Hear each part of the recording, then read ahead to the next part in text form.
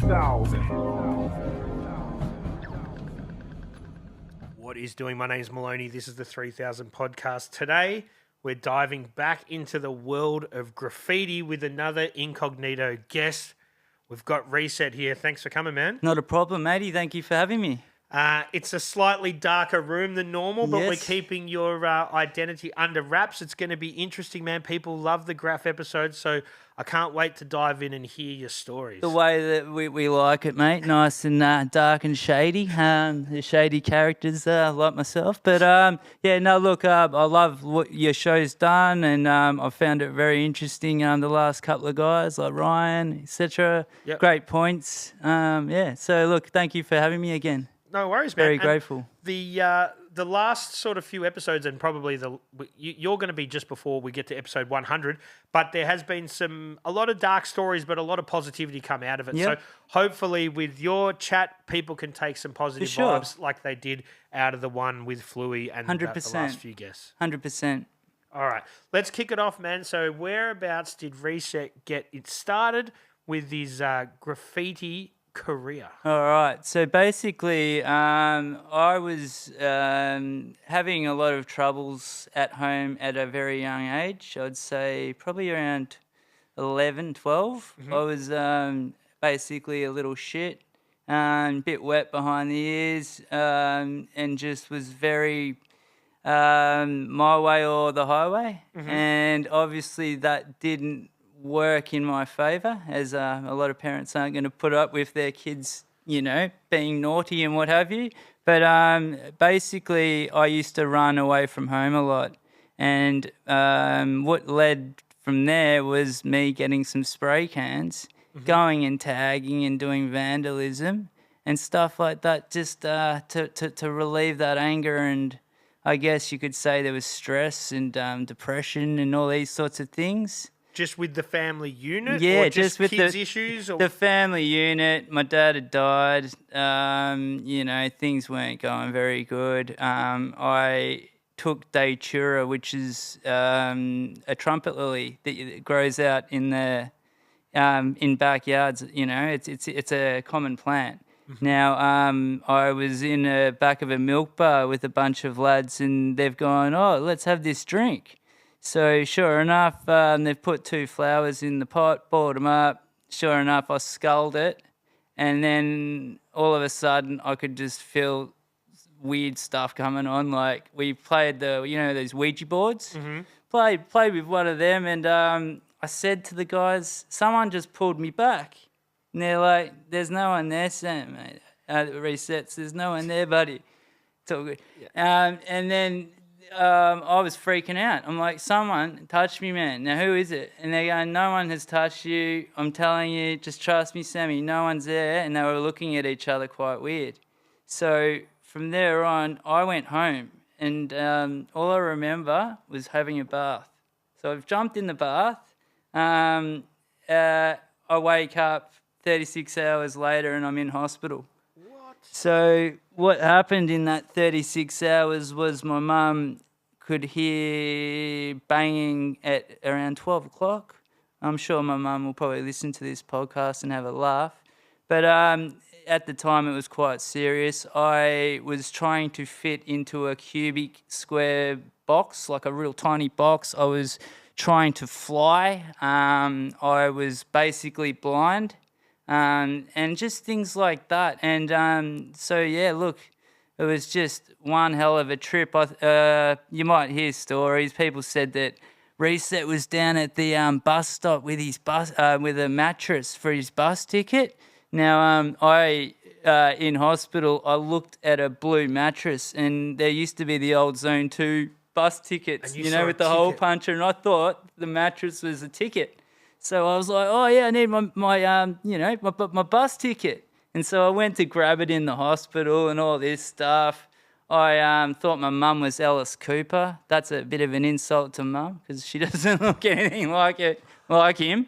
It just was chaotic, mate. And anyway, so cutting the story short, wake up in hospital, looks like I've been in a massive fight. My face is all caved in, rah, rah, rah. So that was basically the turning point of me being. That's your introduction into drugs? Yeah, introduction to drugs, and just basically like a lot of stuff come out in that 36 hours because your subconscious is what you're running on. Okay. So like, let's just say I was watching a movie that night before, that would have come up into play. And then I spoke to a lot of people once I got out of Monash in Clayton, because when I woke up in there, they go, your mate's getting pumped with charcoal. And I'm like, well, yeah, I've got to drink this stuff. Drank it, started vomiting, and sure enough, my mates, they'd go and look, your mate's downstairs getting pumped, so drink it. And I was calling the nurse Pippa from Home and Away as well. I was a fucking mess. Yeah. But anyway, so that was sort of like the start of it all for me, like what you said with the drugs. Mm-hmm. And then Mum and I, because I've got a brother as well, younger, we just used to just brawl and fight. And look, I started going, fuck this, and I started seeing graffiti around the neighbourhood. I met a very good person, Oscar. He's a great writer from Sandringham line. Met him in the flesh. Lovely guy. Talked to him briefly. And that was the first time that I really had an encounter with another artist, like graffiti. Yep. So, yeah, basically I was like, you know what, I'm going to do this. So, sure enough, grabbed a few cans, started having fights with Mum. Getting kicked out of the home. Roughly how old are you? Roughly. Yeah, all right. So roughly I would have been about 14, Mm-hmm. 14 years old, 13 years old. Yep. So that whole Datura thing happened, and a lot of your listeners, some of them would know what it is. It's very potent. It's very strong. So from one drink, you went on a 36-hour trip for your first introduction into any kind of drugs. Yeah, mate. That's pretty hectic. It was. And, I had therapists coughing behind the glass window like out of The Simpsons. And, my brother was throwing chairs at the mirrors, and there was a doctor going, I want to do a study on you. Why'd you do it? What made you want to do it? Rah, rah, rah. So, look, it was a bad time, but it was a learning curve. In the sense that, obviously not to go near such a potent plant, a hallucinogen like that. But you had no idea when you first drank it that this was going to be a 2-day sort of psychedelic. No way. No way. No one mentioned, you're going to hallucinate like hardcore. Like I just thought, it's just going to be like this, might see a few things. But yeah, look, it was just unbelievable, and at the same time, one of my other mates is in his garage getting ready for school at 2 a.m, pulling his socks up, getting ready for school. So everyone else consumed it as well? Yeah, there was three guys. We all consumed it. My mate got pumped. The other one was in his garage with no parents that cared for him, sort of, so to speak. And he was just getting ready for school at 2 a.m. So my mum actually went over there and goes, Andrew, are you all right? And at the time, and he was gone. He was a mess. He had to go into Monash and do all this stuff. So there was that was off to a bad start. And then, sure enough, started doing the graffiti stuff, doing tags, all that sort of stuff. Then and in that time, I was living in Sandringham. So I was sort of based on the Sandringham, Hyatt, sort of Cheltenham sort of area. You know how like Sandringham in the middle, and then you've got Frankston line, which is not far. So then that's when Serum came along, and we clicked because we ended up going to the same school. So we've skipped a few years now. I've been doing tags and all that stuff, but nothing serious.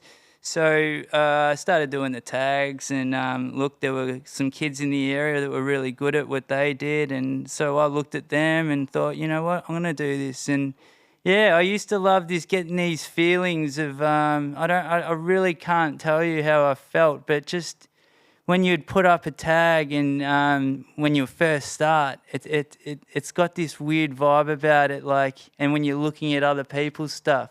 I was talking to a friend the other day, and I was saying, when you're in a different area that you're not familiar with, and you see a friend of yours tag, I used to feel safe in some sort of way. I'm sure a lot of people would sort of go, yeah, I sort of understand what he's saying. But yeah, so whenever I saw a friend's tag in a weird area that I'd be wigging out about, it would be full paranoid. But I'd see my friend's tags and go, oh, what? He's been here. So yeah. It had a level of comfortability because you know that your friend had been there already. Exactly. You're like, such and such has been here. Yep. I feel comfortable now. Yep. I'll put a tag up here as well. So Straight when up. he comes here, he knows that I've been here. That's it, bud. So that's sort of how it was. And look. What year are we talking All now? right. Late 90s? Yeah. This is getting into around 90. Yeah, so 96, I did my first piece. Right. So as resets? No, it was a dance, funny enough, DENTS, and I did it at Sandringham Skate Bowl, which is a pretty, average skate bowl, but it's a bowl. But I did my first one there, and we used Lynx nozzles, and we had exports, and it was a mess, but it was a first piece. So that's when I first started. And then I started to notice this other guy popping up, and it was DE, and it was Deer. And I'm like, who's this guy, And then, sure enough, it's AKA Serum. So he came up to me, and we talked, and he was ahead of me. And I was like, oh, this guy's really got some skills. And I wasn't far behind. Mine was more gutter up with the tagging. He was more coming from a comic book background, so his stuff was just amazing. Character-driven? Character-driven, unbelievable stuff, man. He would have a layout of a comic, and you'd almost think that it was a proper comic. I mean, the guy he's a freak. He and his life ambition was to do stuff for Marvel, which he did. He got to do some graffiti stuff for him. And he pushed and did really well. But we had those two categories. So we had the tagging side, and then we had the comic book side, which is skill, and also the legal sort of aspects. So we were basically a bit of yin and yang, Was the it two of more us. for you in the early days? Obviously, you've talked about the rush of putting a tag up, but was it more of the destruction or the art, or a bit of both? It was a bit of both. I think that I loved to... it was never about fame. It really wasn't. It was about being in places and just, like what you were saying, you feel comfortable when you see tags. So I'd see all my other friends' tags, so I'd do it. But yeah, it was a thrill of the placement of it and just doing it, man, and just watching Frankston line, as you know, like CI, all these other crews had such good styles of tagging that we could basically say it was Frankston style tags. Like you had Mesk, you've got Seduce, you had heaps of dudes, man, like Saipan, just all those guys, and they all had a sort of similar style, very bold sort of style of tagging, and very rough and staunch. And that's where I sort of looked at those guys and gone, you know what, that's what I want. I want to have tags like them. And then also a guy that's been majorly forgotten, I feel, is Binder. Now, I used to get on the trains, mate, and Binder is all you would see. You'd see these purple Raven oil stainers, and I'd just be like, this guy's unbelievable, man.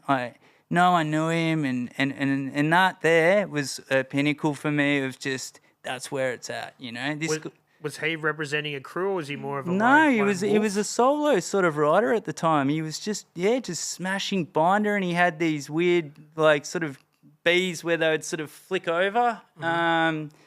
A lot of people know his stuff, but yeah, just not many people talk about him. But he was a major influence for me as a train rider, as a train bomber.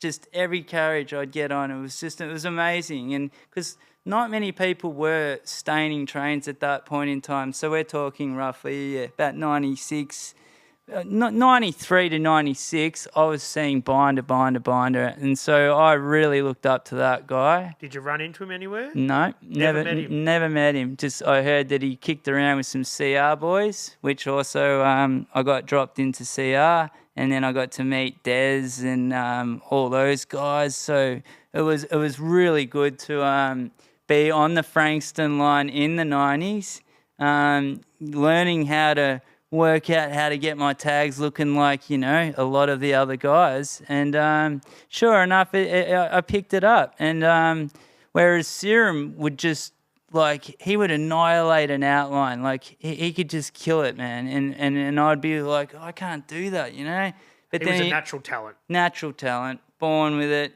just unbelievable. His first outlines just, you just go, it looks like a proper piece, mate. You don't even need to colour it in.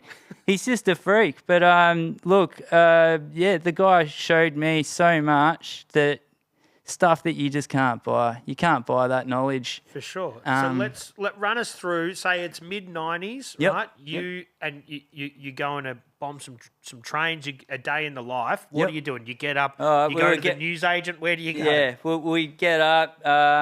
There was Reckams, usually myself, rest in peace, Reckams. He was just, if he said he was going to do something, he'd do it.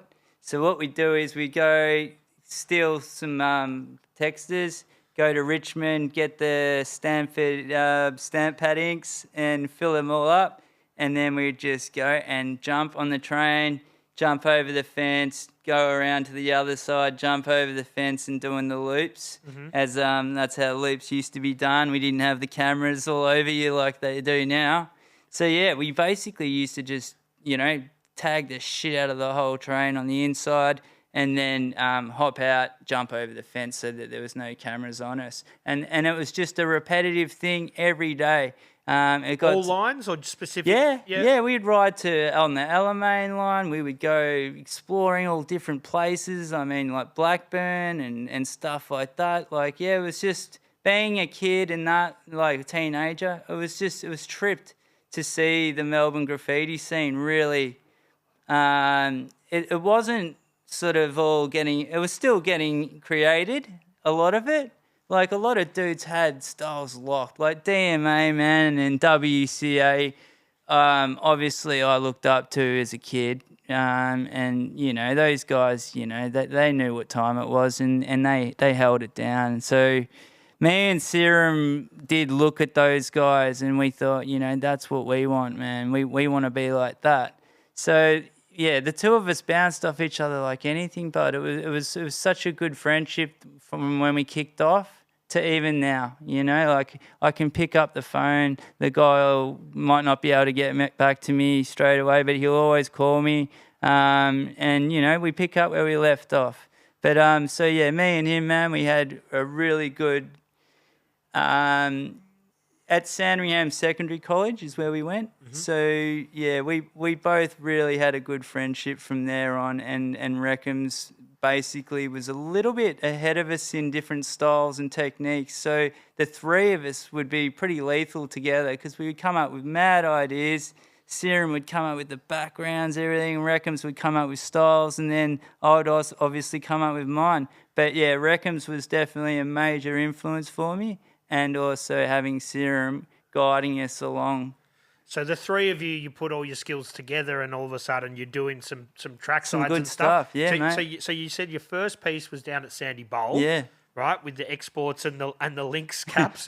Where did you progress from that? Do you go to the next? Do you start doing tracksides? Do you do some pieces in abandos? Where are you going? Yeah, we went to all these abandoned places that we could find around Sandringham to God knows where. Then it sort of started going. Yeah, we started hitting Cheltenham, and then we worked all our way back and forth down Frankston line.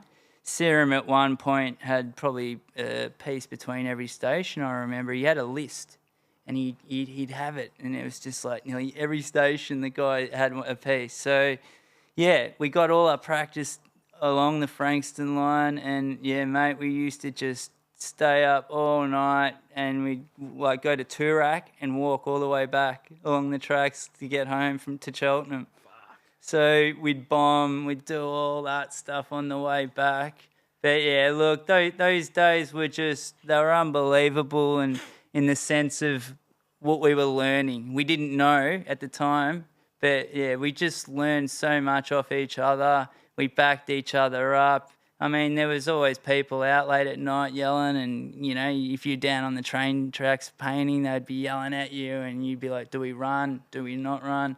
Things like that. So, yeah, look, Serum, because I used to like to drink a lot more than Serum, so I was a bit more of a loudmouth. Mm-hmm. A bit more of a loose cannon? Yeah, I was a loose cannon, mate. You know, I just always, you know, thought, yeah, no, we can look after ourselves, you know. Mm-hmm. And so, yeah, sure enough, pieces started pumping out all along Frankston line. Then we moved down on the Sandringham line. So we're going back and forth.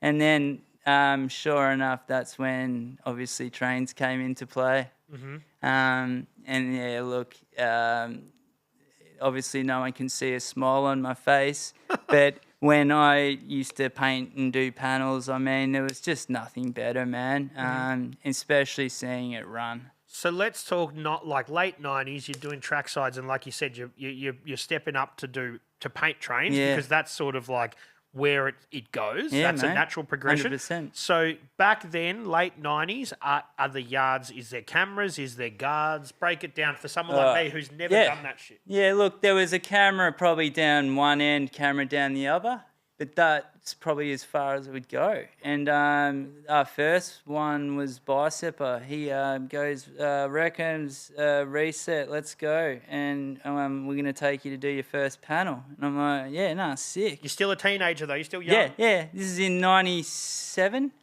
Hold on, 97, yeah. So what are you, like 15, 16 something? Yeah, about 17. 17. And then he's, so Biceps goes, come on, boys. And we all hopped in a car, a whole lot of us, all CR boys. One windscreen wiper, and it was bucketing. And we just found out that there was a park, and it was called Pufta Park. And it was in Werribee. And we didn't know Werribee. So we were like, well, we've got to have a barbecue.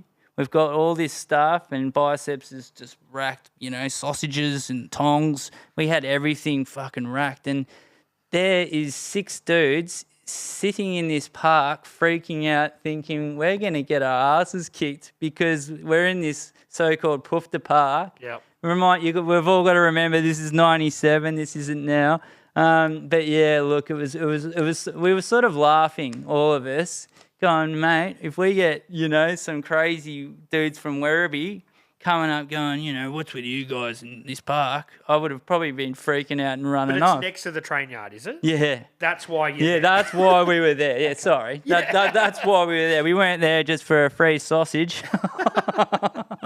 Anyway, so yeah, look, we were there. Biceps goes, look, I'm going to go and do a check. And I was just like, this guy's so cool, man. Like, you know, and then sure enough, he comes running back and he's like, mate, it's all good, mate. It's all good. Sammy. So what's he checking for? Security guard? Yeah, okay. Yeah. And back in the day, it was called a suicide run, which meant, you know, you had to go and check carriage from front to back. And usually you would carry a weapon. Just in case. Yep. You never knew what could be in there. Like I heard stories of transits sitting there on a mattress, you know, staking out the yard the whole night, and dudes would walk down and go, oh shit, there's 2 dudes, and turn around and quietly walk off. Biceps told me that a few times, that they were asleep when they were on surveillance, and he was in the train. He's like, fuck, I had to really get out of there quietly. But look, so that was a great night because there was some crazy Maoris on the station, and Biceps went up, smoothed it out with them, and they just said, all we want is a Rikios. And he was like, I don't know how I'm going to pull this top to bottom panel out, but I'll do it. So he's done this Rikios, and it actually says Bicepper, which was a trip. So it said the 2 words in the one. And everyone was just laughing, and we were all so drunk at this time too. And me and Reckhams chose to do 2 panels off platform because the train was on the platform and then it came off. and so there was just enough to do 2 panels. And Reckams and myself in '97 hadn't done a panel, so we did the ones off, and all the others did it on the platform. So they basically did a whole car, and then we just did 2 window downs. So the Maoris they were sick, man. They were great. They were looking out for you. Yeah, we basically had our own security because of Bicep talking to him and having beers with him. I was just looking, going, "What's going on here? This is crazy. Like all these dudes hanging around this fucking train yard late at night and in Werribee." And I'm like, what's going on? He's like, "It's all good, Sammy. Just relax, mate." And I'm like, all right. So what's the motivation if you're hanging around the Frankston line predominantly to go all the way to Werribee to paint your first piece because you knew it was chill? Yeah, I guess you could. A long way away. Yeah, you're right. That's a good point. I think it was, look, it would have been Bicep's call. He would have been like, look, they've all been smashed too much on the Frankston line. Let's go somewhere different, and I'll guarantee you'll get over. So Des, a legend of the game, he drove us, and look, we got out of there. We got it done. Had a brilliant time. Did it run? Yeah, it did. Ran straight to North Melbourne. And obviously straight to get buffed. But look, you got a flick? Yeah, got flicks. Yeah. And obviously the feeling was just unbelievable because we just didn't know what they were going to look like, in the morning. And I wasn't happy with mine. Strike wasn't happy with his, which is Wreckham. And the other boys, they were all mediocre as well about it. But look, it was a great night. It was the first time we'd ever hit steel. Look, it was just such a memorable night for me, as I can't remember what I had for dinner last night. But I can remember that story so bloody well. Well, yeah, man, for sure. And you've definitely recited it and you've painted a great picture there. Yeah. So that then gives you a taste. If you get a rush from seeing your tags on trains, now you see a whole fucking piece on a train. Exactly. This has kind of set you in a direction where you're like, that's the rush you're chasing where, now. Yeah. So that's that's exactly right, man. That's when the adrenaline was just kicking in. Obviously we'd met a couple of young guys in RG crew, and we sort of formed, which was there was 3 of us. And look, the youngest one, he knew the yard like the back of his hand, and we just used to smash it basically every weekend during the week, and we had it on lock. We took a footy down. We had it so on lock that every other crew in Melbourne was just like, what is going on with these dudes? So we were having pretty heavy hard hitters there, man, and we got everyone in there and we got everyone out. And look, to this day, man, I mean, that yard got raped, literally. Like it was just, it got pumped so much that I'm amazed that the security and all that weren't all over it. Mm-hmm. But there was a lot of guys that got caught. But it was never RG, so to speak. But I tell you what, that was really the place. Marty was a lovely yard, man, and I have great memories there. So when you're hitting trains as much as you are, mm-hmm. and this is a different time where cameras aren't as prevalent, yep. How are you acquiring your supplies? Obviously, that's a game in itself as well. Yeah, well, obviously we're stealing paint, because obviously we'd go and fill up a shopping trolley at Cheltenham, Bunnings, and go and stoke it in the garden section. Yep. And that was before the fences all went up. We'd go back at night and just fill up the whole bloody car full of a shopping trolley of plastic coats. Wow. So there was back then there was no cages on the No, like there was no cages on the cans. Sydney had all that, but Melbourne didn't. And then the garden centre was basically open. A lot of people would know that, but obviously it's all closed off now. They're onto it. But yeah, mate, like a lot of people were doing it. We did Cheltenham, and we just got so much paint, and that's how a lot of the panels did get done. Also, like they were all cans that we'd pumped our own cans and mixed our own paints, and you know. So we basically, not only did we steal the paint, we were making our own colours, and then we were going into the yard and just having bloody good times with good people from Germany, people from America, people from all over the world, man. And it was just so good to see all these types of people coming together and you know, trusting us as well. Like, you know, that's a major thing, man. Like, people who you don't know, and you're like, do I trust this guy? And does this guy trust me? Yeah. And that was something that me and the boys would always sort of suss out, you know. We'd go, do we trust this guy? And everyone would be like, yeah, man, he's cool. So, yeah, like, you know, it definitely... We definitely went... We were... What's the word? We were basically very careful with who we were letting come into these missions. You know, there was a lot of guys that were locals on the Frankston line, and, you know, they were all cool. But then there'd be out-of-towners, and we'd be like, oh, you know, do we trust this dude? Like, for instance, one guy got us in trouble. He was from Sydney, and he came down to Melbourne and went to North Melbourne, and then Runzy and a bunch of guys came down in a car and kicked... They got out of the car and kicked this guy's backpack, and it was full of paint. And he's going, what the fuck you doing, mate? And then he's going, oh, nothing. And we're just looking to paint a train. He goes, you can't paint here, mate. This isn't your yard. And this is when all the yards were sort of going down onto, you know, people were claiming them. So, yeah, baseball bats, everything get pulled out of the boot. And, yeah, basically what this dude had said was his Serum and Reset told us that we could come here and smash North Melbourne train yard, when everyone in Melbourne would know that we would not do that because, you know, we've got to answer to Runzy. So, yeah, look, I wasn't happy with that Sydney guy. But that was a real thing, because I've heard about this a lot, that people were claiming the yard. If you wanted to go to that yard, you had to ask for permission or go with them. It's a real thing. It is, mate. And especially back then, like, you know, like, yeah, like basically Marty was ours. Then you'd have, you know, other yards that, other crews would take. And that's because they did all the groundwork, they monitor it, they know what's going on. I mean, we knew Marty Alec to the point that we knew what security were eating, what time they'd take a shit. Like, Tear was just so onto it, it wasn't funny, man. So we had it locked down, man. We knew what was happening, what times they were coming.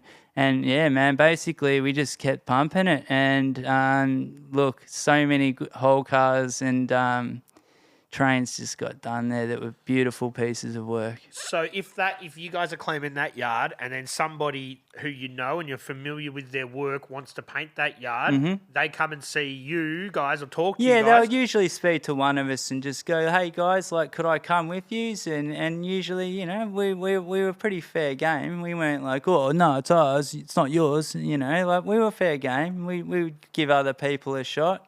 But yeah, look, there was a lot of other people that were sort of like, no, it's fucking ours. Like, Sandringham train yard was getting smashed at the time, and, you know, we didn't know who was claiming those ones. But yeah, no, so yeah, it's interesting the way that people put claims down. But we worked so hard to monitor, work out. We had a pen and paper, man. We had it all written down.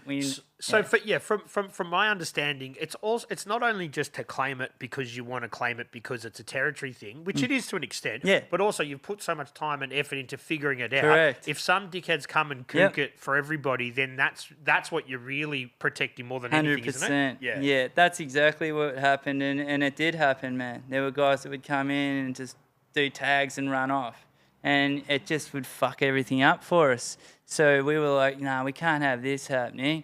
And then surely, like, you know, there would always be someone there, and then someone would go on, Sammy, you go down there. It's your fucking turn. Reset, it's your turn. And I'll go, all right, I'll go down. And so, yeah, look, we all did our bit, and we all, you know, basically monitored it and took turns.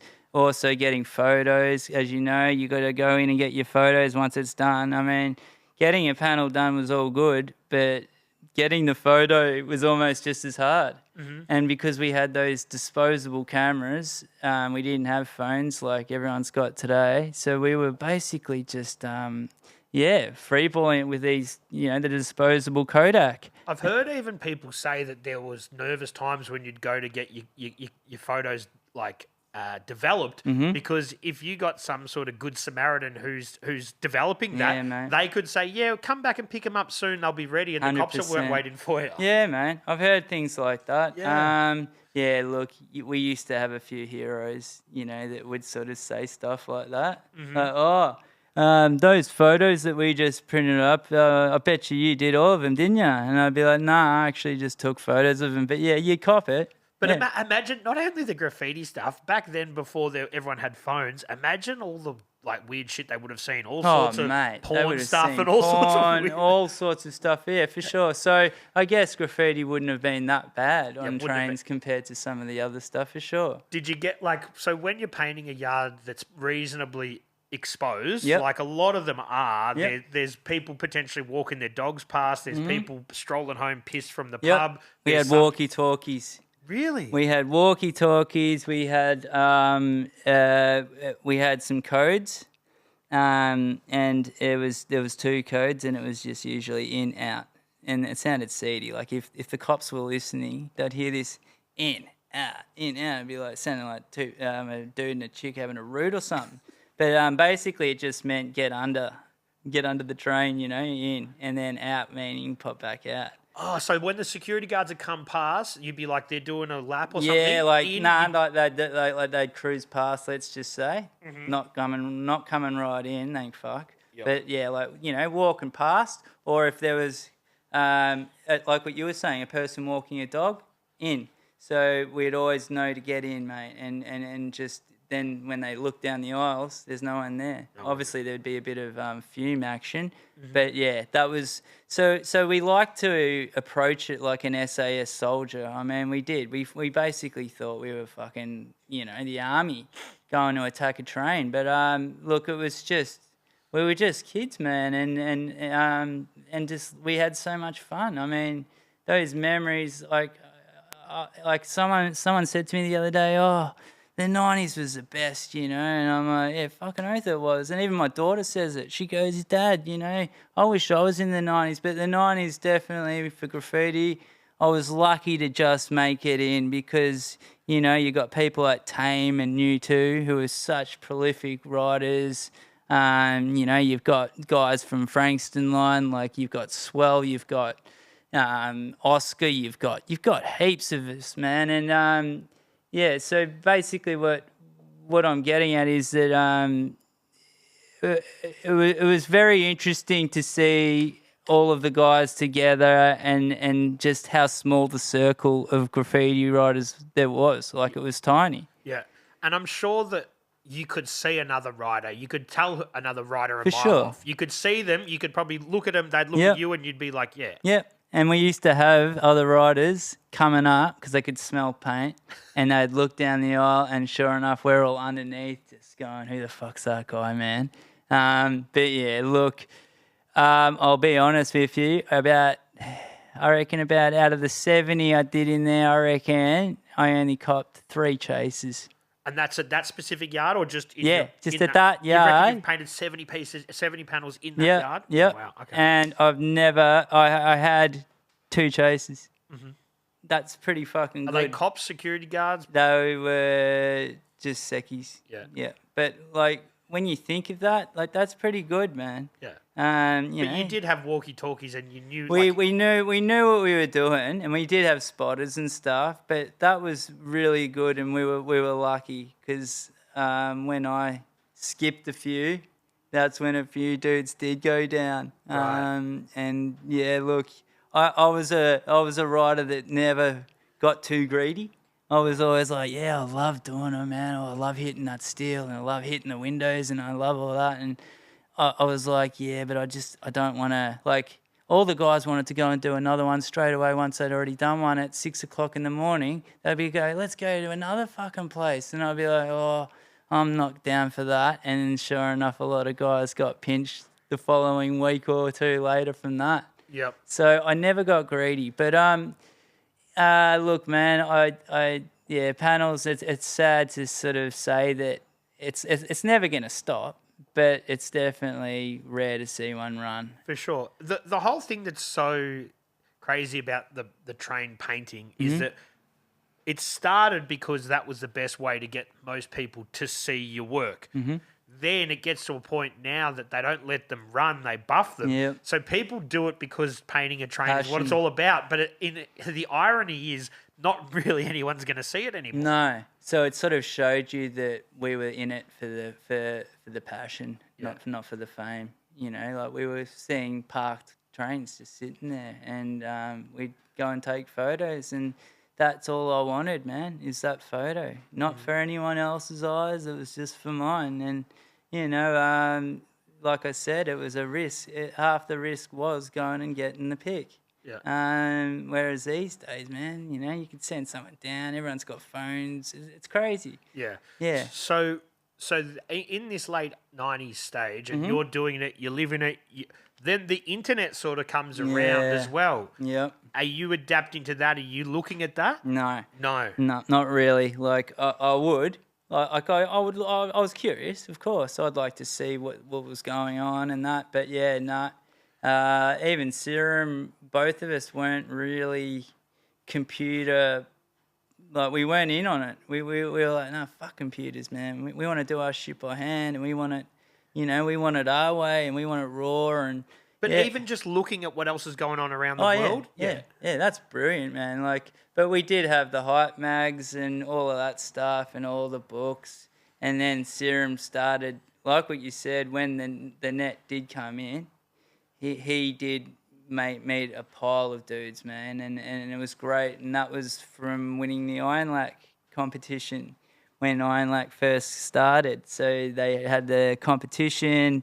There was TR1 and Serum, and they did this unbelievable theme, won the thing, and basically won, I think it was like 400 spray cans. Yep. And then Serum went to Ironlak, and basically they wanted him sponsored.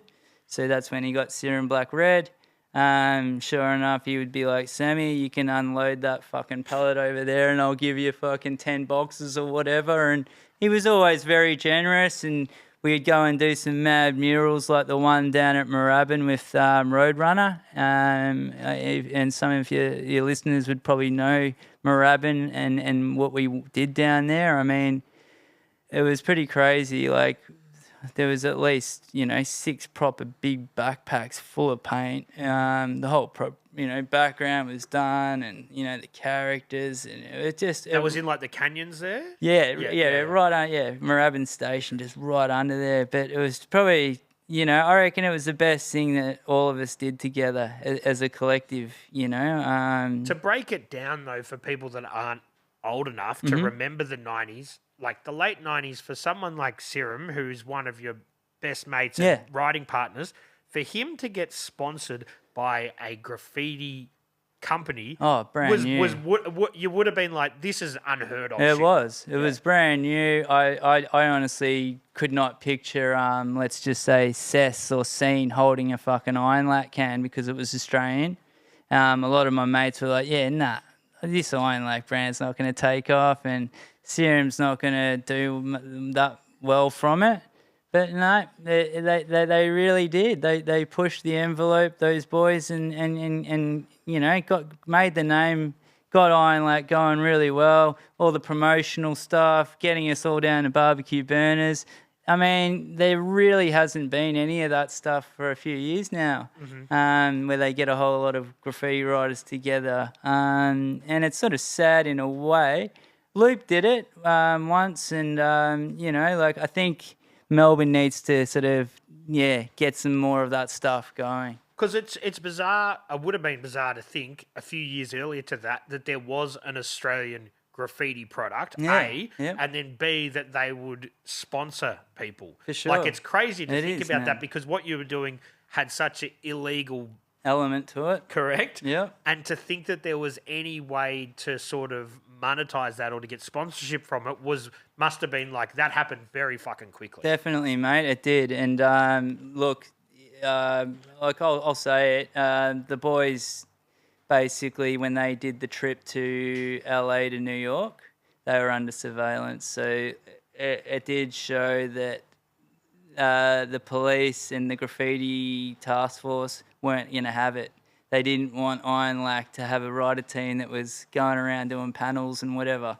So they got to an airport and they just fucking got searched like you wouldn't believe. Pockets, fucking you name it, searched, and bags, and they were all looking at each other like, what's going on? You know, why are they fucking all over our stuff? And then they put two and two together, and the police said it, going, look, we've been working with Melbourne Police, and we have been following you boys.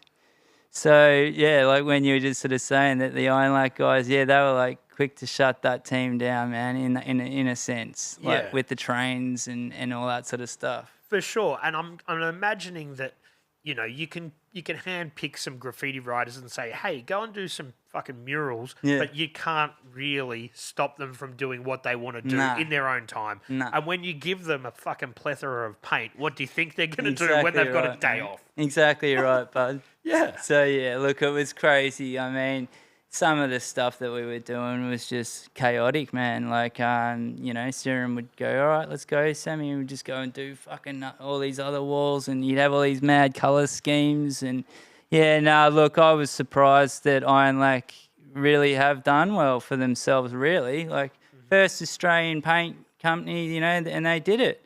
Yeah, I didn't honestly think that Cess and all those guys would be using those sorts of cans, but they do. So they did it. Yeah, they did it, man, and it's good to see that you know, Australian stuff can, you know, do well. Not like ray gun, but they can.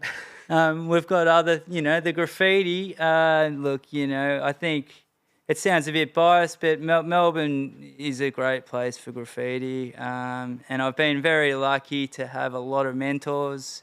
When I lost Reckhams, I had New too.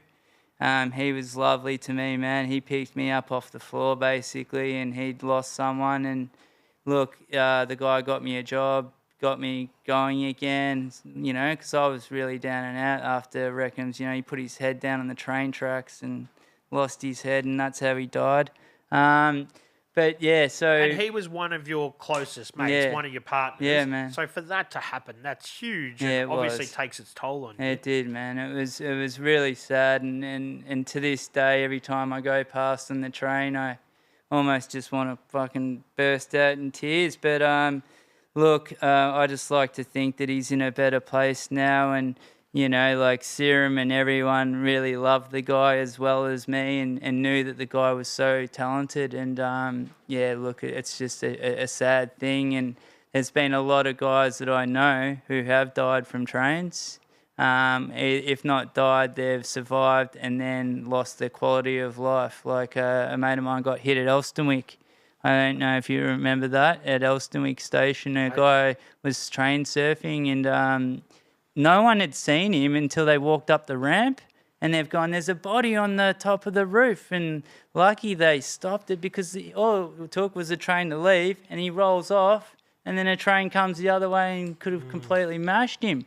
So, yeah, look, it was sad to, you know, see a few of those close friends of mine doing crazy things, and just the risk wasn't worth it. No, and that's another thing. Look, take the cops and the security guards and your freedom out of it, because it's an illegal activity, but it's also an extremely dangerous one. 100%. You know? Yeah. Like you think you're safe hiding under a train, but you're really not, because that train can fucking take off. Exactly right. I used to think that, even when I would just go and sit under one, like what you were saying, like you just don't know, mate. You don't know if it's going to move. But, look, so, look, it's sad, mate, like, to see some of these people, but they've lived by the train and they've died by the train. And I like to think that Reckhams, you know, like, he loved trains, and, yeah, he used to fucking smash it. And I was really upset at the time. Like, I was like, why did he do it and all this? But look, all it took was probably a phone call, and it could have saved the whole problem and the guy from doing it.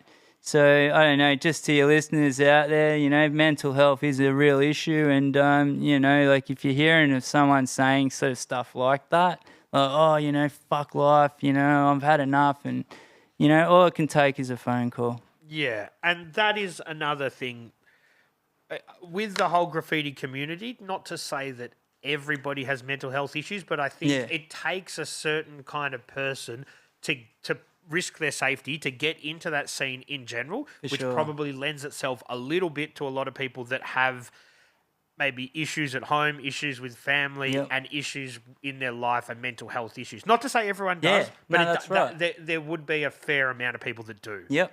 And it's awesome that everyone can find friends, but often you might find friends that enable you to do more risk-taking behaviour. You know? Yeah. So it can be good, but it can be bad. Yeah, it can be, mate. You're right. There's a fine line, I think, between the two situations.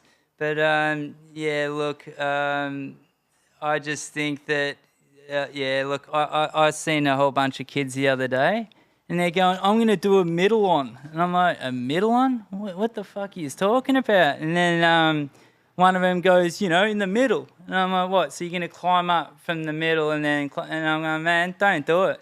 And there was seriously 15 of these kids. They all looked at me. The main kid who wanted to do it, I told them about that story, about Mark. I gone, mate, my mate, you know, got up on top of a train, cable box, hit him, lost his quality of life, went and hung himself. They all listened. And guess what? A guy overheard me. And he goes, hey, mate, I just want to pull you up. What you just said then was really good. And I'm like, what do you mean? And he goes, you basically stopped them from getting up on the roof. They didn't know what they were doing.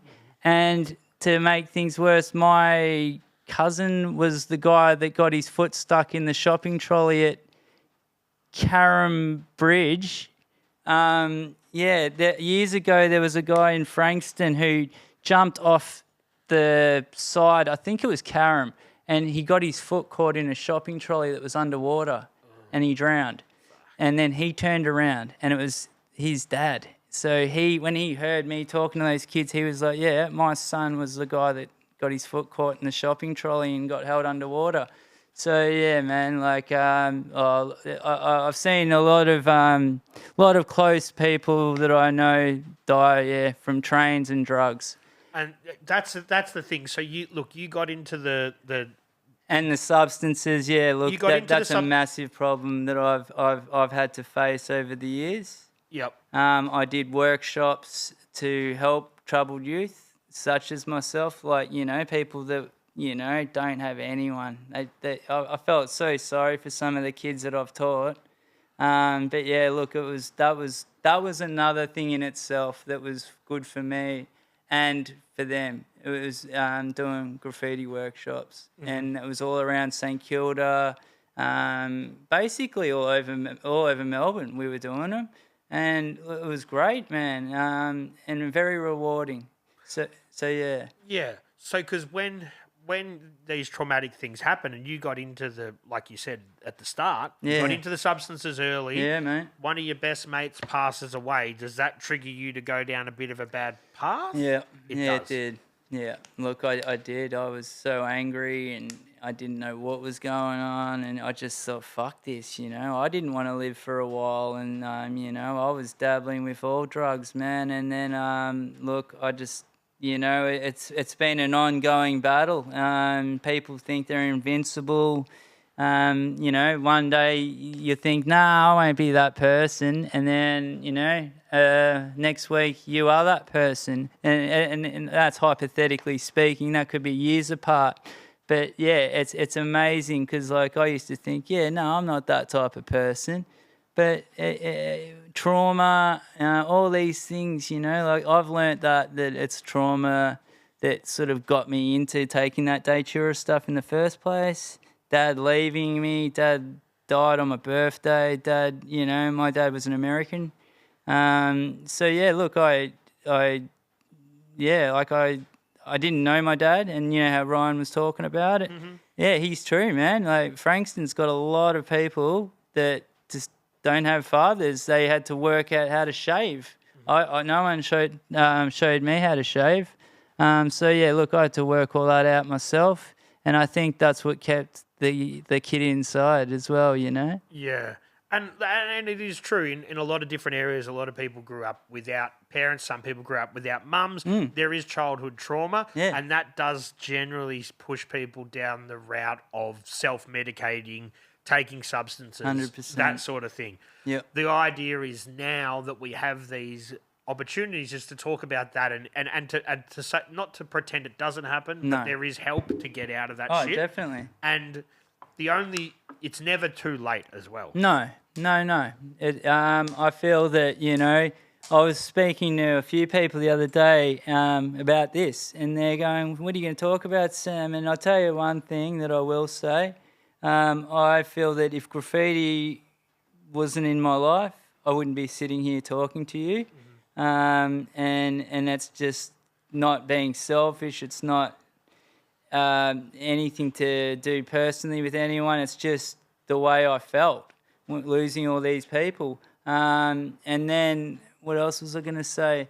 Yeah, so basically, yeah, look, it's definitely been a hard road. And you know, I'm at this point in time, I'm still in my recovery. And you know, there's going to be days where I feel like shit, and then there's days where I'm up. But yeah, look, the graffiti was massive, and then I had my daughter, and that's what was my main second. You know, that was massive though, having my daughter. I mean, that was probably one of the best days of my life. But yeah, look, having her, having the graffiti, they were two massive things, and also graffiti kept me out of trouble, as fucked up as it sounds. Like, I could have been doing bergs and doing all this stupid shit, and I'm glad I didn't. I'm glad that I went down that route of just going and painting trains every fucking weekend, and you got something to show for it at the end of it. Yep. And you know, I'm seeing all these dudes going to jail, and you know, and they're all going, "Oh, reset, you haven't done any jail," and I'm like, "Yeah, nah, I haven't. I've been lucky, eh?" And they're like, "Yeah, you're fucking real lucky." But yeah, so I've seen a lot of people go down. Well, that's one thing that I think society looks down upon graffiti a lot. Normal people, they think it's an eyesore, blah blah blah. But what they probably don't understand is, oh, we just lost a light. What they probably don't understand is that is preventing somebody from doing something far worse potentially. Correct. You know? Yeah, mate. So that's where it is. I mean, what? You know, spraying in the back of the train line. I mean, that's not affecting anyone. You know, obviously graffitiing someone's house, it is. But look, yeah, look, I love graffiti, and it's going to always be a major part of my lifestyle, and I've lived this culture, and I just think that, yeah, it's definitely been the most positive thing in my life apart from my daughter. Yeah, which is interesting because a lot of people would think that's negative, but Yeah. you know it's positive. Yeah. For you, it's positive. Yeah. And then, like, I've got, you know, people going, yeah, what, you know, like, fucking, but you love it, don't you, Sammy? You live it. And I'm like, yeah, of course, you know, I love it. And they're going, yeah, but you're actually living it. And I'm like, what do you mean, mate? And they're going, well, just the whole culture, all that sort of stuff. I mean, I wasn't a break dancer or anything like all the old schools, but, you know, like I've always appreciated, you know, skateboarding. Also, that was something I forgot to mention. I did a lot of skateboarding. And, yeah, look, obviously drugs are everywhere. And I think the kids these days are pretty smart. But in saying that, you see a lot of kids that are still going to go on with it. And it's, you know, it's sad. That's always going to be there. I don't think we'll ever have a No. society without drugs there. No. But kids these days are smarter than we Yeah, were. man. Yeah. They're Self-dependent. They're more calculated, and I don't know whether that's just because people have evolved. I don't know whether because their parents have been in their ears more, or whether it's. I think the internet plays a part. Kids can do their 100%. research. They've got other positive people Avenues to look up to. Yeah. Yeah. Yeah, mate, straight up. And then I was going to, on a lighter note, I was going to tell you one day I hopped into a Guardi in the middle. You know, like how you got the train. What year are we talking? What year now? Oh, this is like only about this would have been 3 years ago, 4 Okay, years ago. yeah, So yeah. I still get on with a marker and that and what have you. And I jumped in this Guardi and I've told a few lads and they were laughing their heads off. I bombed a curtain and all of a sudden I turn around and there's a bloke full having a bat. Like with a magazine, he's got the porno mag up on the fucking counter and everything. He's having a bat and I turned around and I'm like, oh, he's caught me graphing and shit. And then I've looked and I'm going, oh, fuck, and the dude's full having a bat. So I got off and I looked one quick look at him and I'm like, he's definitely not telling on me. So he snuck in there just to have He was a worker and he was in that Guardi, meant to be looking after it, whatever. But yeah, I know what he was doing. You didn't have to be a rocket scientist to work out what that guy was doing in there. But yeah, someone said, oh, you should bring that one up, mate, because it was pretty funny. Yeah, fuck. Oh, mate, I've seen some funny stuff, though, over the years, man. And yeah, look, graffiti will definitely be a massive part of my life. And yeah, look, I as you said and everyone said, you know, you're leaving something behind, you know. The way I look at it is that I've got a legacy that I will leave, and I just hope, you know, I hope my paintings do go, and I'll give them to my daughter, and she can hopefully, you know, live off them or whatever it may be. For sure. But yeah, look, I think it's important to also work with youth, and these days the funding's getting pulled back. I speak to heaps of kids who go, man, I want to do graffiti workshops, but they don't have them, and it's sad because they used to have so many. They did, yep. Yeah, they did. That look, I know that down the peninsula here, one of our friends, he's talking to council and they're trying to get some legal walls and that Good sort stuff. of thing. But it doesn't happen as much as it used to. No. So it's sad that, yeah, ever since COVID, the funding's been pulled back, and, you know, kids need outlets, mate. Like, I mean, because I was one of these kids, and I just feel that they need things to do and keep out of trouble. And I think graffiti is one of the best art forms that a whole bunch of guys can come together on and work as a team and nail out a production. I mean, it's so rewarding, you know, and people go, how do you get all these walls and all that reset? And it's like, you just got to go and knock on doors, mate, and show your artwork, and that's all you can do. Yeah. You know, whereas you got people though like Serum who are just getting phone calls going, mate, I want you to come and do this.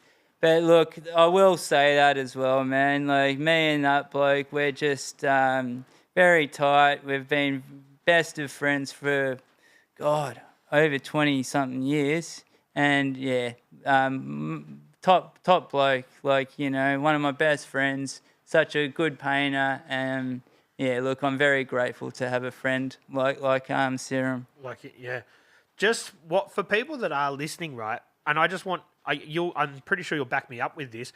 If there is a wall that someone wants and it's got a business attached to it, go and knock on the door and talk to them, show them your work, because a lot of the time these businesses don't want to keep painting the same colour over it, but they wouldn't even know where to begin to find someone who would paint it. So if you go knock on that door, show them something, don't show them walls you've trashed. Show them, put your best foot forward. Yeah, mate. A lot of the time, those people will play ball. The worst they could do is say, nah, piss off. Exactly, mate. So I think that you may as well go and give that a go. I mean, like you said, what's the worst thing that you're going to say? No. Yeah. I mean, that's not going to hurt you, is it? No. So, yeah, look, I think that's always been a good thing, and having a good folio obviously helps. Yes. A lot of guys, you know, will pull out other people's photos and go, oh, look, you know, like back in the day they did. Yeah. And go, oh, yeah, look, you know, this is what we do. But, yeah, now, man, it's just all about what, you know, our work. We show them, and we just, yeah, like you said, the internet has just changed everything. Changed everything. But also from someone like yourself who was painting, doing it, you know, before there was specifically graffiti-made supplies, to, you know, DIY culture, to now where there's caps with, I don't even know. Like they've got shockers on them. They've got different, like, so that's awesome for the art. But do you think it takes away from it a little bit? Do you like it in its rawness? Yeah, I like the rawness side of it for sure. Like, you know, staunch sort of things, like where you're working out how to get, you know, the fattest, nozzles and how you can get mad, tricks that have been passed down sort of, like, for instance, Tame. That guy has taught me so much, man. Like, the knowledge that these guys teach you, I'm so grateful. And he was another guy that pulled me out of the gutter, man. Like, I was down and out, feeling shit. Put his arm out, mate. And so those DMA boys, like, both of them are very lovely guys, and I'm extremely grateful to have such a good crew of riders that I've been lucky to meet along my big journey. And also, like, guys, like Swell, who I looked up to as a kid, and Oscar, and then, I used to think, I idolize these dudes, and they treat me nice. Mm-hmm. Whereas maybe these days you might go up to someone and they might go, fuck off. Like, I've seen a few dudes sort of saying it, and I just wouldn't want to be that guy. No. I like to be the guy that goes, hey, how you going? I'm not going to stand here and talk to you all day, but I'll give you the time of day. And, because I was young once, I know what it was like. But, yeah, look, graffiti has changed. I feel that there's so much stuff at their fingertips, but yet there isn't that many dudes that are doing, like, quality. Like, don't get me wrong, there's still quality out there, but just not as much. No, but there is, it's a lot of people are doing it now for the internet to get the photos, which right. you were always doing it to get a photo. Yeah. But I think there's some people that do their graph so they can boost their Instagram. But there's also some people that aren't even on Instagram that do it so someone else will document it. And that's kind of like a bit more of the old school notion, don't you think? Yep, 100%. Some people aren't on Instagram at all. Yeah. But their work is out there because mate. people... there's countless. I couldn't even tell you how many just in Melbourne, like accounts there are that people just go around documenting pieces. Yep. There's heaps. No, no, it's unbelievable, isn't it? It's good too, because like sometimes you'll go, fuck, I don't even remember doing that piece, or they'll pull out a train and go, oh, fucking, I got this for you, reset. And it's like, what the fuck? Yeah, I don't even remember doing that. Yeah. But it's great, man. Like when you sort of see your stuff and all that. But yeah, look, the internet's definitely changed graffiti as a whole. But and like what you said, it's got its upside and then it's got its downside. But look, I just like to.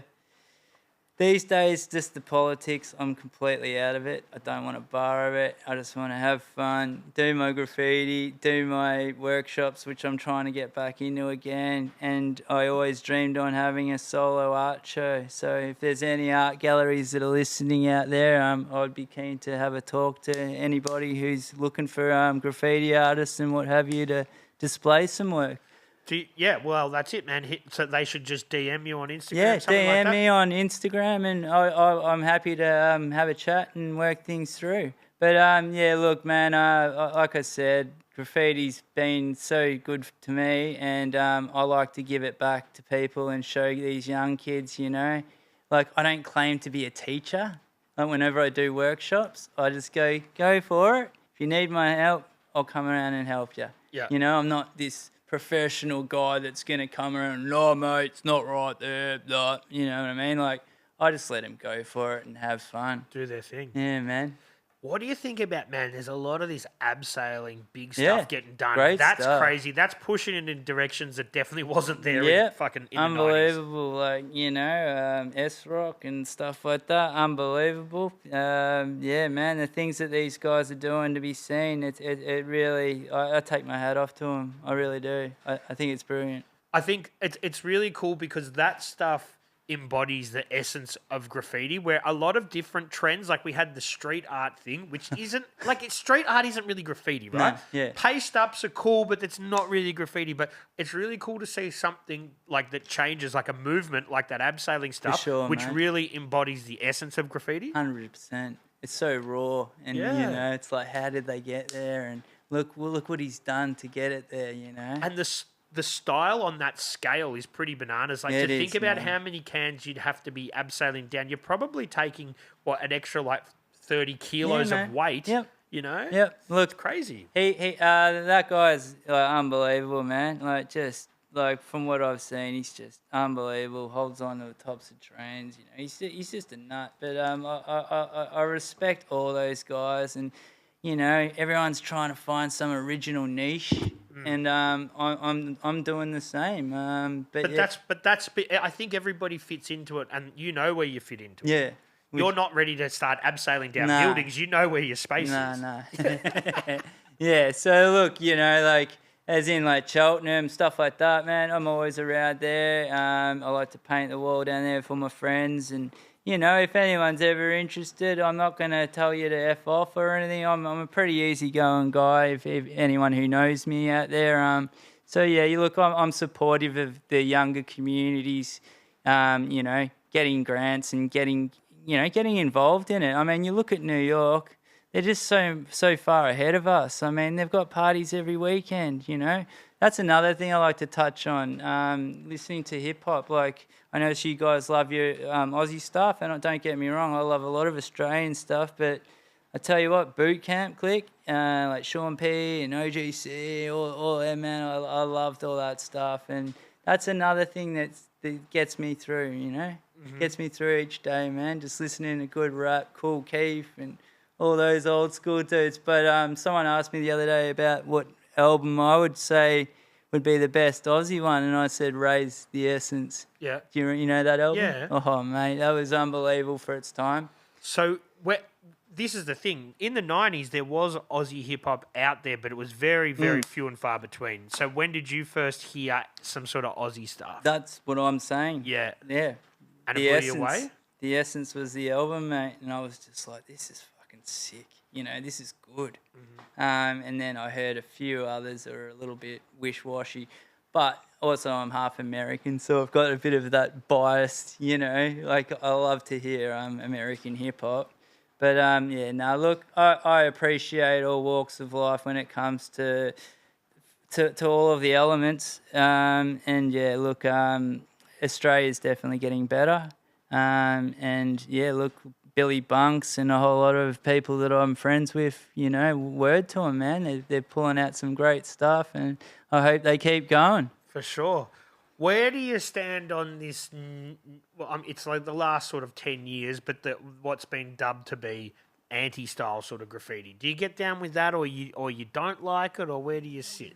When you say it's sort of like anti-style graffiti, so what do you mean, like? Well, so it's sort of like people that sort of strip it back and dumb it down and kind of make it it's not so stylistic, kind of break the rules of graffiti. Oh, sort of okay. like your World and Cola type scenario would be an example. Look, mate, those two have got out. They've been going in the yards. I think it's great, to be honest, that they're probably the only two that I've seen that are two dudes that are going out now and still smashing it. I go and take a piss down every laneway around the city, and you'll see a liquid paper weld and fucking cola tags. I mean, that's effort, man. Like, those dudes have done a lot of shit, like a lot of damage, man. And look, I take my hat off to them.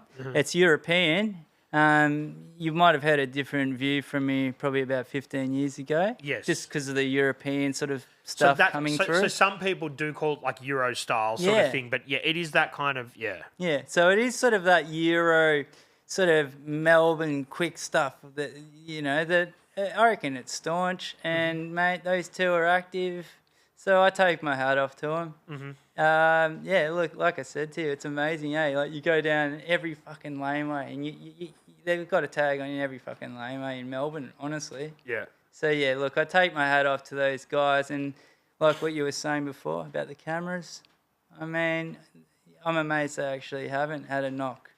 But yeah, like the 6 o'clock knock was always something that we all feared. You never had one? No, I've been very lucky. I have been pinched once with a marker in my hand, and I got off with they said it was like a speeding fine, and so I did well, man. And then I asked for my marker back, and he nearly smashed me. So yeah, I thought I better not do that one again. But yeah, no, look, I've been lucky as well in that sense that I haven't, done any jail time or anything like that. And I think that probably speaks volumes for the company you keep because, some people might have got in trouble and they haven't said sure. anything. And so that might be different in other circles. 100%. And, I've got a good crew of dudes that I do hang out with these days, and I try and support myself with positive people, man, not people that are just sort of going to try and drag you down and, and go down these wrong roads, man, because I've just done too much of that. I was homeless for a few years. I didn't know which way was up. I was fucked up. I thought I didn't have a life. I thought I even questioned myself, going, "Am I an artist?" And people were going, "What do you mean, Sammy?" And I'm like, "Well, am I an artist?" And they're like, "Well, yeah, well, I think you are." And I was like, "Yeah, well, I don't." And or like what you said, it's the company you keep, man. And I've had Serum, I've had Oscar, I've had a whole lot of really good people in my life, Tame, fucking, you name it. All these big people that, actually are just gentle-natured, positive people. They don't think they're any better than anyone else. I will say this just quickly, that Tame has really opened my views on just thinking about what you're doing and being nice to people and just fuck the politics off, like. When you said you were sort of homeless for a period, is that when you were in the deepest point of, like, say, your substance abuse type scenario? Yeah, man. Yeah. You get stuck. You've got no place. It took me 2 years to finally get a place, and I just felt hopeless. I did have my friends going, you can come and stay here, and it gets to a point where you're proud. You don't want to. You don't want to have to keep asking people, for help, and that's where, unfortunately, a lot of people get stuck. Yeah. And that's the thing, like, I guess you're lucky enough to have all the friends that you keep referencing, and you said you've got some family there as well. Yeah. Some people don't have anyone. No, exactly right. So that's but I guess, and I've never been in that situation personally, but I'm guessing you're too proud to keep relying on those people, and you want to pull yourself out of it. That's right. And that's where sometimes it's all right to go, "I'm not okay, I need a hand." And it doesn't mean money, it doesn't mean it just means someone to listen to, man. Someone to listen to you. Yep. I've got, Swell I can ring up. I've got Tame I can ring up. I've got Oscar. I've got Des. I've got them all, man. And they're all graffiti writers. They're all graffiti writers, and they're all prolific at what they do, and all of them, their artwork's amazing. I mean, right across the board, man. They've all got something to bring to the table. And that's where I'm extremely grateful, man, that I grew up in a time where I showed respect to everybody, and they showed it back. So let's try and put a positive spin on that, because you've obviously been pretty honest about having the down times. Someone who might be really battling with substance abuse, someone who might be experiencing temporary homelessness right now, what would you suggest them to do? Excuse me. I'd just reach out to the system. There is some help. You just got to know who to tap into. There's heaps of services out there. If you want it, you can get it, and you can get the help. But when you're in that zone, you sometimes just get really negative and shut off to it. But realistically, there is help out there. I was speaking to someone the other day, and they're going, "How can you honestly say that you've got no food? You live in Australia, and you're telling me you got no food?" Everybody can get food. Like, if you go to a food bank, whatever. We're very lucky here, mate. are. Compared to a lot of other countries, we're fucking extremely lucky. I'm half American, mate. I'm not going to go to America and get food stamps, man. Like, fucking, I'd rather... Get zero healthcare there. Yeah, exactly. I mean, so Australia, we really are lucky. And like what people have said, how can an Australian almost go without a meal? It does happen. Of course. But you know what I mean? Like, there's just... Yeah, there's services out there, and they will help, but resources are stretched. Like Frankston, I've had trouble in Frankston getting, places and getting help and stuff like that, but that's just because there's a lot of poverty around there, and, these things happen. But yeah, look, I think everyone's can get the help that they want if they really want to. Yeah. And they can change and turn things around. Well, that is a huge point. And I've got a friend who does work with a lot of homeless people. And what I've come to realize in the last 20 years, when I was a kid, I used to think, okay, that person is homeless and they don't have a choice. But some people just live that lifestyle and they just feel comfortable doing it. 100%. But for the people that aren't, that are experiencing it temporarily, they're the ones that will find help and can find help. Yeah, mate. Yeah. You're right. There's dudes that just want to wander. And, you know, I don't have a problem with that. If they're happy, I'll let them go, man. But, look, at the end of the day, mate, I just hope all my friends and all the people that I know all make it, man, and everyone's happy, man. Like, you know, some people these days are fuck him and fuck this and fuck. I said to him the other day, man, that's not a good attitude to have, man. Why don't you fucking, you know, be positive, man? You know, why don't you think about it like, let's all make it, man? Not, oh, fuck him off and we'll make it. How about, you know, you all make it, man? So, you know, like, yeah, I think I've learned a massive lesson and it comes down to choice. Like, some of the choices that I've made are fucking pretty bad. Like, if I could go back and hit that reset button and fucking go back to that spot, I wouldn't have gone anywhere near some of the things that I've done and where I've stayed and put myself in danger, you know, being homeless. Because I tell you what, sleeping on the train line in summer with mozzies biting your eyelids, it's not very nice. No. But it's all part of the journey, and I guess you needed to go through that to get to where you are. Yeah, and I appreciate having a roof over my head now than I ever have. You know what I mean? Like, when you see the rain outside, it's like, oh, mate, I've got a fucking roof over my head. Yeah. And I play drums as well now, so I've got the double kick pedal going. I'm playing metal and shit like that, so I let off a lot of steam with the drum kit.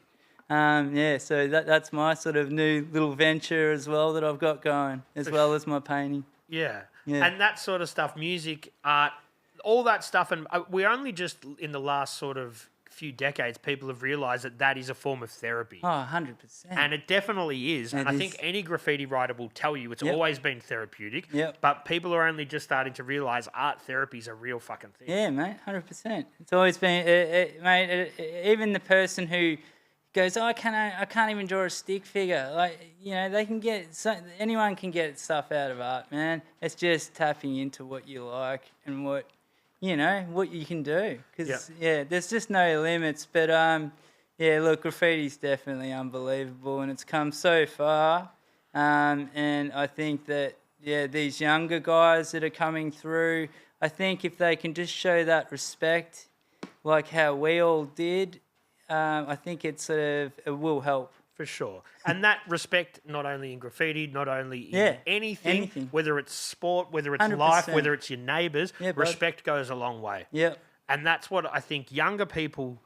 I was disrespectful, I'm sure you were. Yeah, I was. It's not until you get to a certain age that you realise, that was a dick move. Mm-hmm. Respect, be respectful. And that's 100%. One thing that I would always say to young kids. You can be arrogant, you can think you're good or whatever, but be respectful. Yeah, mate. No, that's it, man. And, like... I look at, because my daughter's 13, and I look at her and I just said, you're not doing graffiti. She's like, why? And I'm like going, I just don't want you doing it. And she's like, no, that's fair enough. I'd rather skate anyway, Dad. So, it's tripped out to see, like, my daughter from a baby to 13, you know, now she's cruising around. I'm like, oh, no, I hope she's not bloody out there with a can causing damage. Well, that's another thing that I think that there is...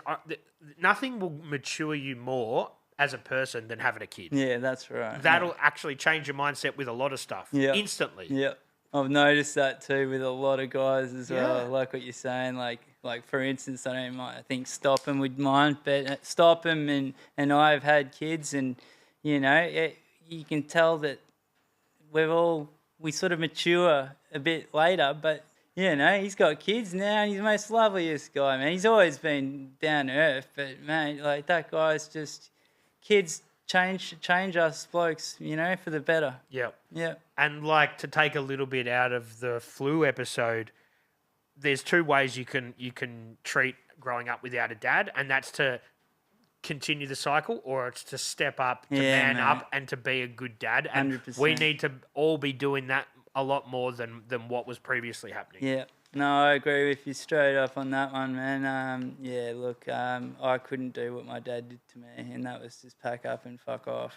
But yeah, he just had a heart attack in America and hit the deck, and that was the end of him. But yeah, no, look, I think what you were saying as well before about kids is that they are learning to become more independent younger because their parents are off with the fairies, or they might have substance issues.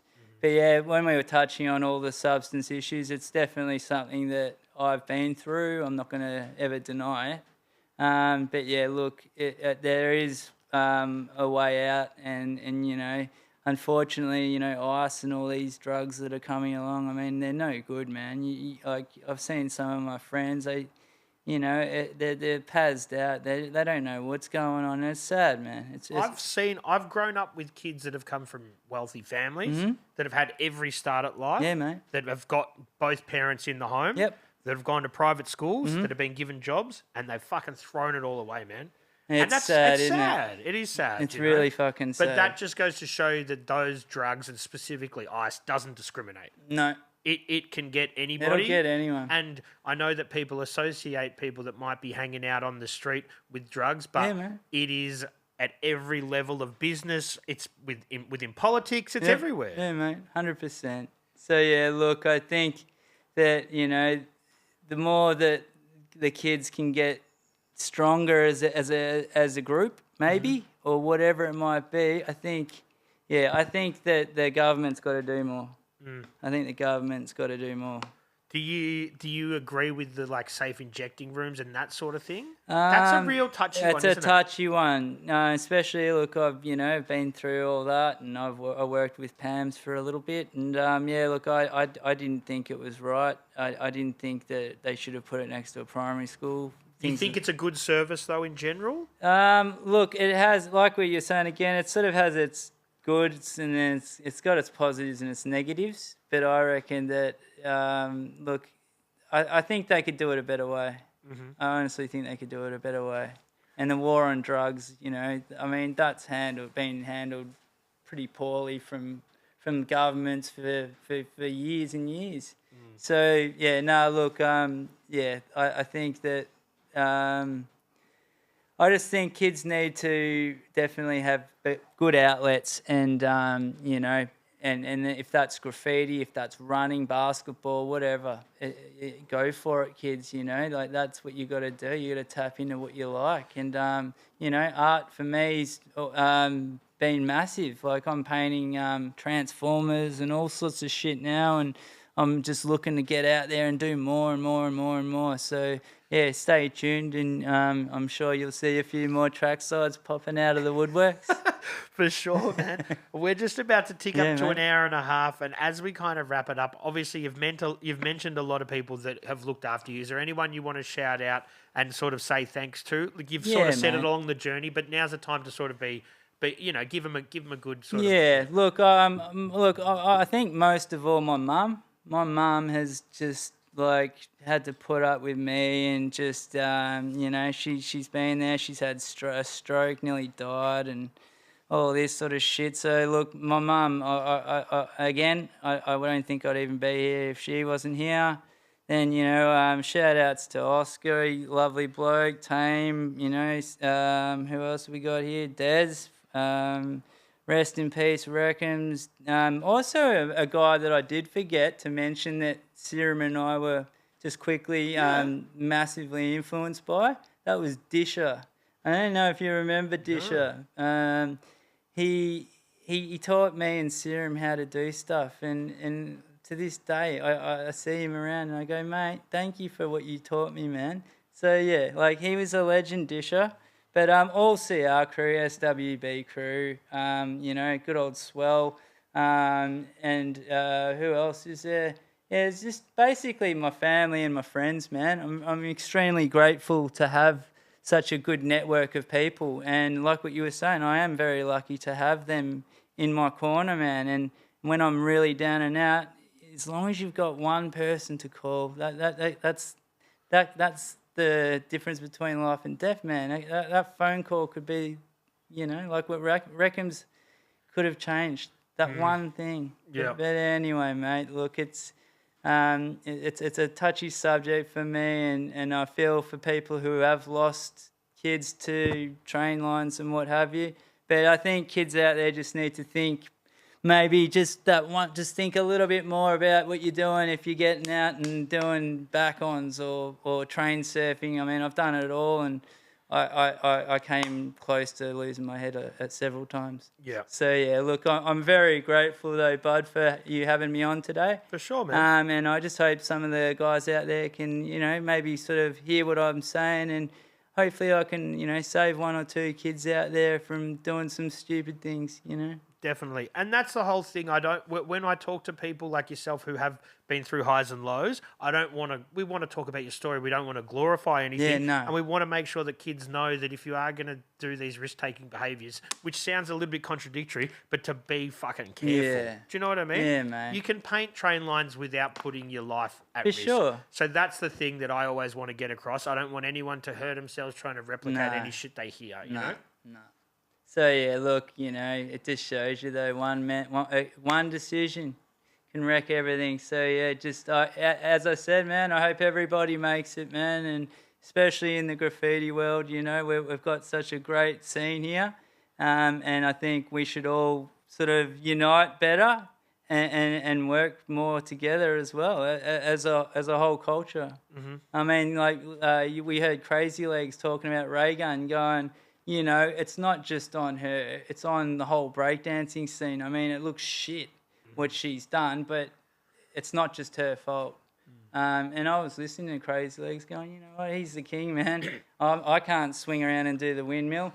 No. So I listen to him, but yeah, just things like that, Yeah, and hopefully for that stuff, it pushes people to actually get out there and do more breaking, which hopefully I think it will. In a roundabout way, I think she's helped shed some light on an art form that probably wasn't getting as much attention as it used to. 100%.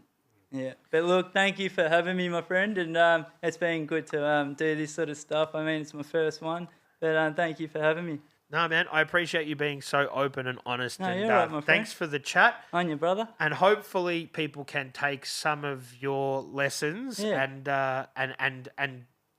better themselves from it, which sounds bad, but you know what I mean? Yeah, no, definitely, mate. Word up, Test, WBCR, and good old RG, mate. Resets, thanks for coming, man. I appreciate it. It's been a good chat.